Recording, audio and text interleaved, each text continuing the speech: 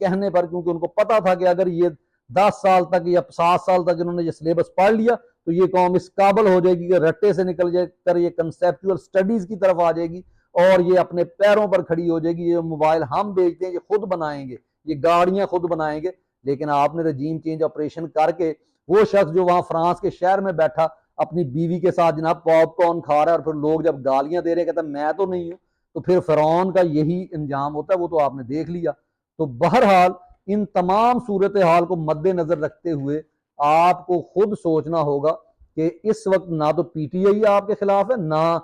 जो है इमरान खान, बल्कि पूरा पाकिस्तान आपके खिलाफ है। हर वो शख्स जो ईमान के साथ, सच के साथ, ईमानदारी के साथ जो खड़ा है वो नहीं चाहता कि आपकी मुदाखलत जो है वो किसी कानून में या आपकी मुदाखलत सिविलियन में हो, बल्कि आपका काम सिर्फ बॉर्डर पे है। और जो आप आज इल्जाम डिजिटल दहशत गर्दों के ऊपर लगा रहे हैं वो